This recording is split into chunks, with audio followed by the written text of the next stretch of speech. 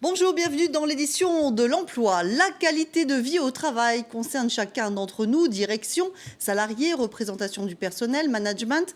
Tous en sont les acteurs. Cela passe aussi par les services à la personne. C'est de ce thème dont nous allons parler aujourd'hui avec Jean-Michel Schweitzer, qui est directeur de l'ARACT Lorraine, l'association régionale pour l'amélioration des conditions de travail, qui organise d'ailleurs avec l'ANAC la 10e semaine pour la qualité de vie au travail. On en a parlé mardi dans cette même émission.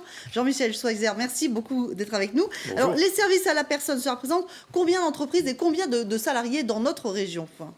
Aujourd'hui, le nombre d'entreprises est très important, mais on verra, je vais vous donner les chiffres pourquoi, mais on va démarrer par les salariés. 35 000 salariés en région Lorraine, c'est un chiffre qui est en augmentation ces dernières années. Oui. Le chiffre des entreprises est un peu plus compliqué à trouver. Pourquoi? Parce qu'elles sont composées soit d'entreprises privées, des entreprises à but lucratif, elles sont quelques-unes, elles ne sont pas très nombreuses, soit des associations, c'est la grande majorité des salariés des services à la personne, des associations à but non lucratif, soit des particuliers employeurs, et là le chiffre est très important, c'est plusieurs dizaines de milliers en Lorraine. C'est-à-dire que vous, comme nous, comme moi, je peux être employeur d'une personne à domicile et dans ce cas-là, je suis particulier employeur et je suis donc employeur, entreprise qui emploie un salarié sur les services à la personne. D'accord, donc c'est vraiment un enjeu de développement important, hein.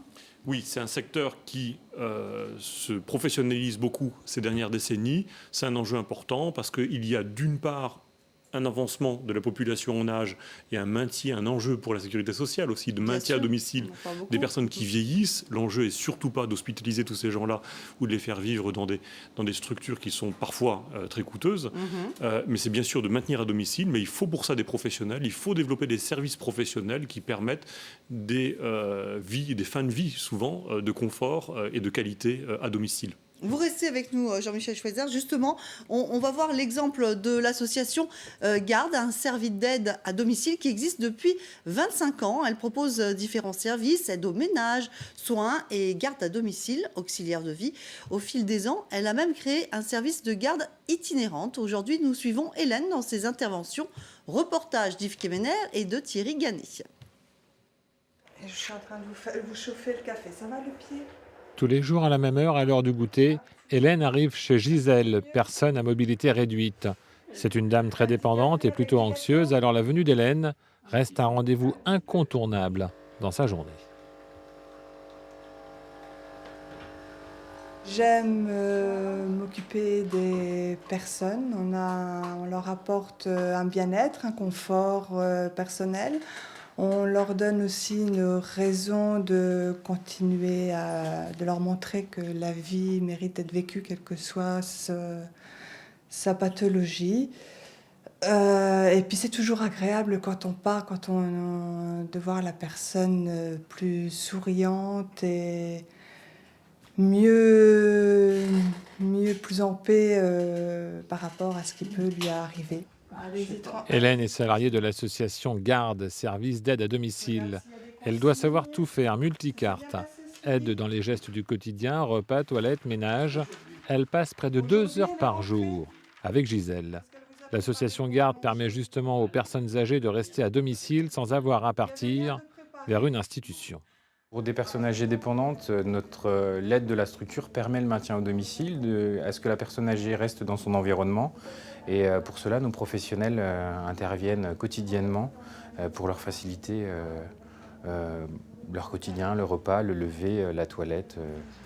L'association existe depuis 25 ans et elle vient de mettre en place un nouveau service d'accompagnement pour les enfants autistes. Alors justement, comment ces métiers en plein développement peuvent-ils en même temps assurer la qualité de vie au travail ? Oui, l'exemple qu'on voit là aujourd'hui, il est bon en matière justement de démonstration de cet enjeu de qualité de vie au travail. Ce sont des associations qui se développent, qui ont des enjeux de fidélisation de leurs salariés, de professionnalisation aussi. Et en même temps, c'est pas possible si ces salariés sont mal dans leur peau, usés, fatigués, absents et désorganisent du coup les prestations de l'association. Donc on peut schématiser l'effort que font ces associations et ces professionnels sur 2 registres. Le premier registre, c'est quand j'interviens à domicile, comment on intervient, on change les conditions de travail à domicile. C'est pas simple du tout parce qu'on imagine que, dans le reportage le montre bien, on va pas changer la maison de la dame chez laquelle on intervient. Donc il faut quand même préparer les accessoires, s'assurer que faire la cuisine, faire le ménage avec cette dame-là, pouvoir soulever des malades, les bouger, les manutentionner ou les changer de lieu dans le domicile, c'est possible. Et donc ça se prépare. Et les associations ont un enjeu, c'est de préparer les aspects un peu physiques de l'activité pour qu'il n'y ait pas d'usure professionnelle.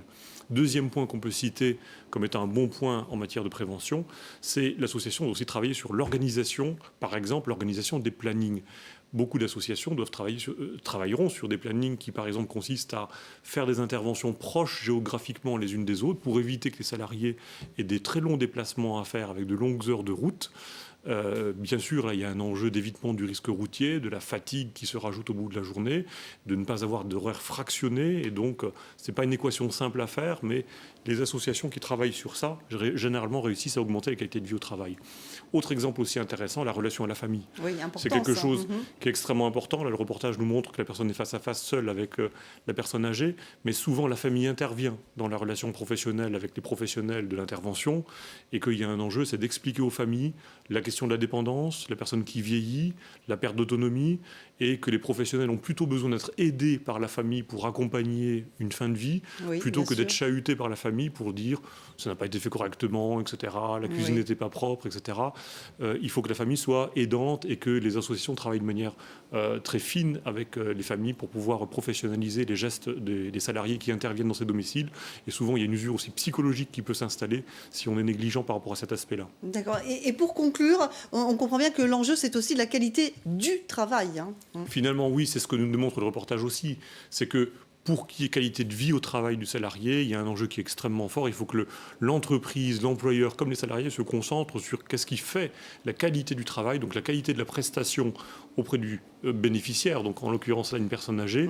Et en travaillant sur cette qualité du travail rendu, on travaillera finalement sur les qualités de vie au travail, c'est-à-dire sur les règles de fonctionnement de l'entreprise.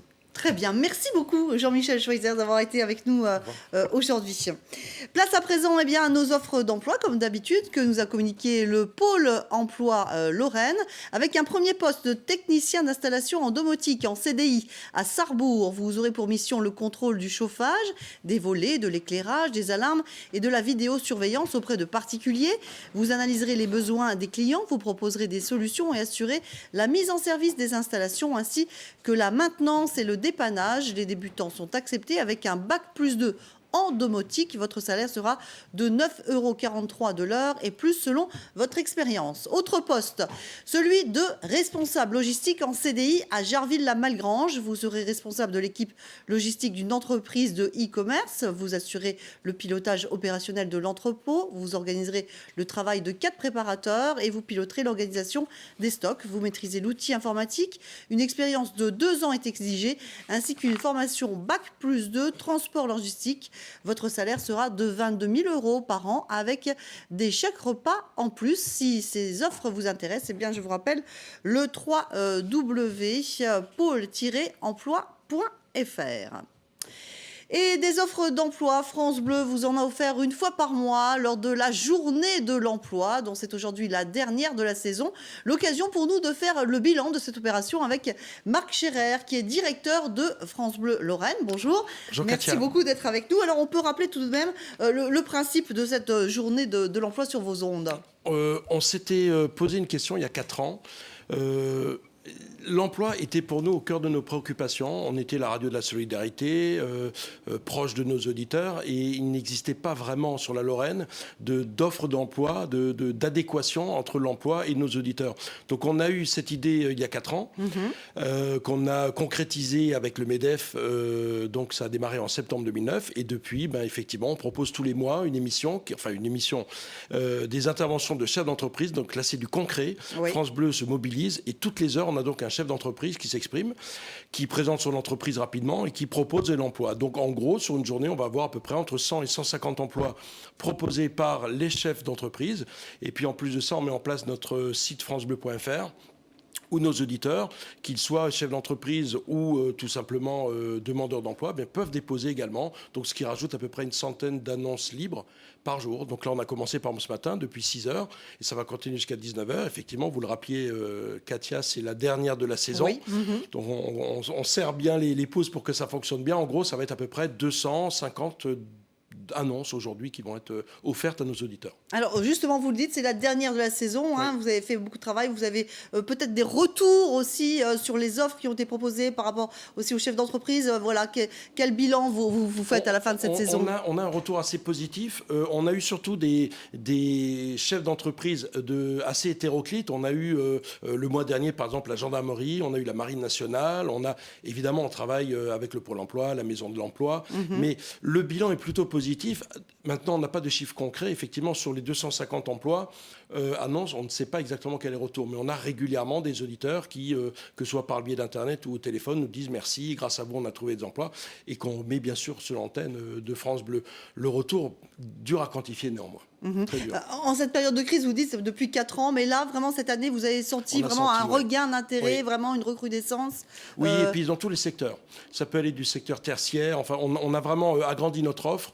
Et aujourd'hui, on a une vraie adhésion de nos auditeurs, ne serait-ce que sur le site francebleu.fr, où je vous disais, on a à peu près 250 annonces par journée. D'accord, donc c'est donc la dernière aujourd'hui, mais pour la rentrée, eh bien vous récidivez, j'ai envie de dire, sur cette belle initiative. On va revenir sur la formule originale, puisque là, on était parti, c'était le premier mardi du mois, et on s'était un peu écarté, puisqu'entre-temps, le réseau, les 43 bleus qui représentent aujourd'hui 8% d'audience, qui est plutôt énorme, puisqu'on est 5e radio en France. Oui, c'est bien. Donc les 42 autres radios nous ont rejoints, et donc les dates changeaient, c'est-à-dire on passait d'un mardi au jeudi, on pouvait très bien faire une journée de l'emploi comme aujourd'hui, le 2e voire 3e jeudi du mois. Donc en septembre, on va faire une petite pause, juillet-août, et on reprend en septembre. Et l'idée, c'est qu'on revienne à notre formule originale qui est le premier mardi du mois, et proposer donc entre 200 et 250 emplois, annonces. D'accord, eh bien vous reviendrez nous en reparler dans cette émission à la rentrée. Merci beaucoup, Marc Scherer. Merci à vous tous de nous avoir suivis. Je vous souhaite de passer une très belle journée sur France 3. Et tout de suite, bien sûr, place à l'information dans votre région.